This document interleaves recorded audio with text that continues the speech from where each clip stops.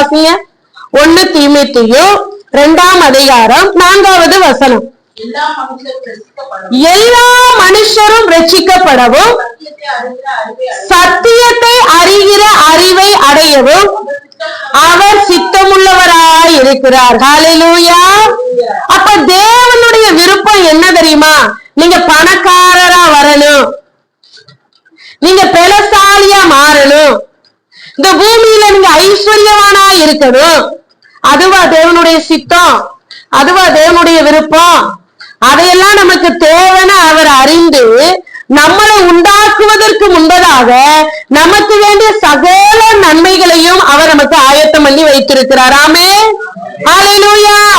அவர் ஆயத்தம் பண்ணின நன்மைகளை நாம் பெற்றுக் கொள்வதற்கு நாம் என்ன செய்ய வேண்டும் தெரியுமா? ஆயத்தமாய் இருக்க வேண்டும். ஹல்லேலூயா. ஆயத்தம் இல்லாதவன் கையில எதையா கொடுப்பீங்களா? ஆயத்தம் இல்ல, அவங்க மேல நம்பிக்கை இல்ல, அவங்க செய்வாங்களா செய்ய மாட்டாங்களான்னு தெரியல, இந்த வேலையை செய்வதற்குரிய திறமை இல்லாத நபர்கிட்ட ஒரு வேலையை செய்ய கொடுப்போமா? கொடுக்க மாட்டோம். உலக காரியத்திலே அப்படின்னா ஆண்டவர் எவ்வளவு பெரியவர், ஆண்டவருடைய காரியம் எவ்வளவு பெரியது. அப்ப ஆண்டவருடைய பிள்ளைகளுடைய காரியத்துல பிதாவின் சித்தம் செய்வதில் ஆயத்தமா இருக்க வேண்டும். ஆமென் சொல்லுங்க. நம்ம இன்று முதல் நம்ம முதலாவது தேவனுடைய ராஜ்யத்தின் நீதியை தேடுவதில் ஆயத்தமா இருக்க வேண்டும். ஆண்டவர் சொல்றாரு, நீங்க தேவனுடைய ராஜ்யத்தையும் அவருடைய நீதியையும் தேடுங்கள், ஆயத்தமாயி தேடுங்கள், பிரயாசப்பட்டு தேடுங்கள். அப்பொழுது இந்த பூமியில நீங்க தேடுறீங்க பாத்தீங்களா நன்மை, இவைகள் எல்லாம் உங்களுக்கு கூட கொடுக்கப்படும். இந்த 1 தீமோத்தேயு 2ஆம் அதிகாரம் 4வது வசனத்துல என்ன செஞ்சோம், என்ன வாசிச்சோம்? எல்லாரும் ரட்சிக்கப்படணும், எல்லாரும் சத்தியத்தை அறிகிற அறிவை அடையணும். இதுதான் தேவ சித்தம். இது முதல்ல நம்ம வாழ்க்கையில இருக்கா?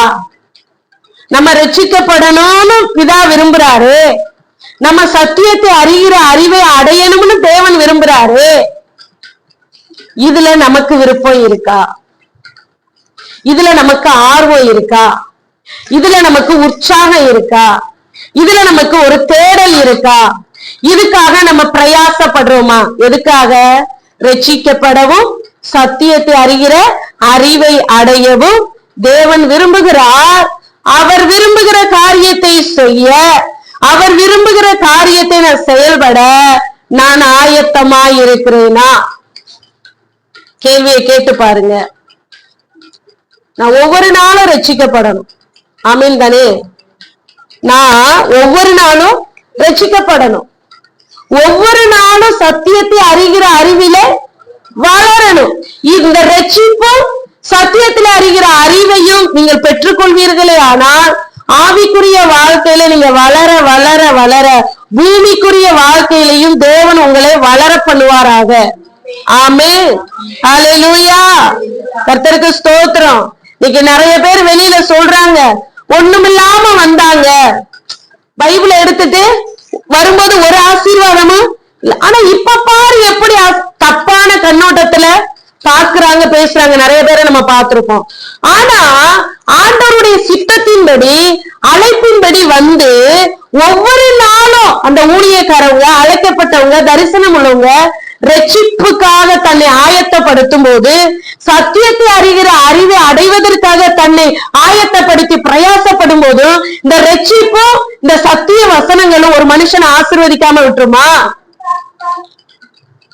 ஆசீர்வதிக்காம விட்டுருமா?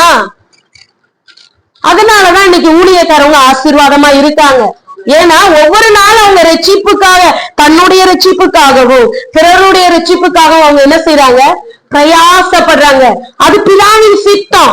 அந்த பிதாவின் சித்தத்தை செய்வதனால் பரலோகத்துல இருக்கிற பிதா நம்மளை என்ன செய்வார்?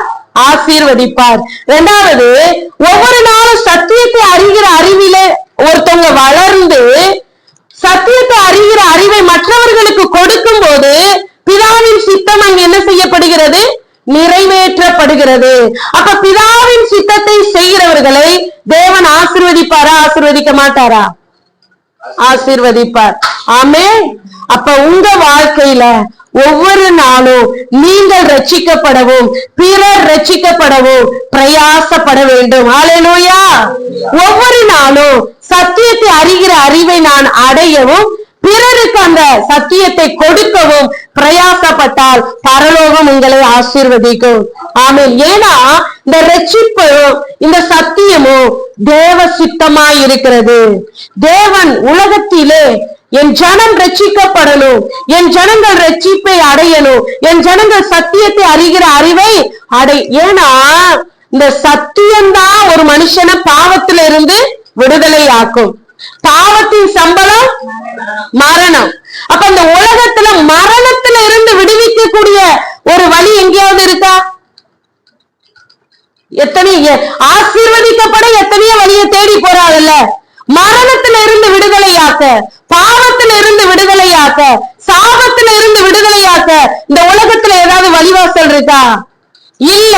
அதனாலதான் ஆண்டவர் சொல்லுகிறார், நானே வழியும் சத்தியமும் ஜீவனுமாய் இருக்கிறேன். ஹல்லேலூயா. பாவத்தில இருந்து விடுதலை கொடுக்க இயேசு கிறிஸ்துவாலதான் முடியும். சாபத்தில இருந்து விடுதலை கொடுக்க இயேசு கிறிஸ்துவாலதான் முடியும். அடிமைத்தனத்தில இருந்து விடுதலை கொடுக்க இயேசு கிறிஸ்துவாலதான் முடியும். ஏன் இயேசுவால முடியும்னா நம்மளுடைய பாவம் மன்னிக்கப்பட இயேசு பூமியிலே வந்து அந்த சிலுவையிலே நமக்காக இரத்தத்தை சிந்தினார். நம்மளுடைய பாவம் மன்னிக்கப்பட அவர் இரத்தத்தை கிரயமாக என்ன செய்தார்? கொடுத்தார். அடுத்து நம்மளுடைய சாபம் நீக்கப்படுவதற்காக அவருடைய சரீரத்தை என்ன செய்தார்? சாபமாக கொடுத்தார். ஹல்லேலூயா. நம்மளுடைய சாபம் நீங்குவதற்கு அவர் பிரயாசப்படுகிறார், கிரயம் செலுத்தி இருக்கிறார். ஆகையால கிறிஸ்துதான் நமக்கு வழி, கிறிஸ்துதான் நமக்கு சத்தியம், கிறிஸ்துதான் நமக்கு ஜீவன். அப்ப பிதாவினுடைய சித்தத்தின்படி கிறிஸ்து இந்த பூமியில வந்து ஒவ்வொரு மனுஷனுடைய பாவத்துக்காகவும் ஒவ்வொரு மனுஷனுடைய சாபம் நீங்கும்படியாகவும் அவர் தன்னை ஜீவ பலியாக பிதாவின் சித்தத்தின்படி தன்னை ஒப்பு கொடுத்தார். ஹல்லேலூயா. நம்மளுடைய வாழ்க்கையில தேவன் அதை விரும்புகிறார். நாம் ரட்சிக்கப்படுவதுதான் பிதாவின் சித்தம்.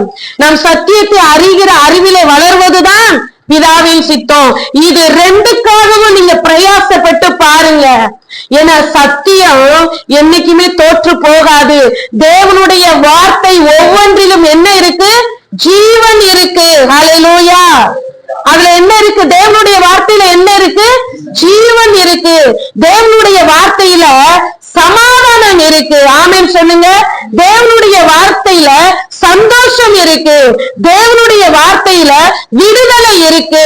ஒவ்வொரு மனுஷனுக்கு வேண்டிய விடுதலை, சந்தோஷம், சமாதானம், ரட்சிப்பு, மனம் திரும்புதல், பாவ மன்னிப்பு, பரிசுத்தம், இவைகள் அனைத்தும் உள்ள வார்த்தை எதுனா தேவனுடைய வார்த்தை. ஆமென்.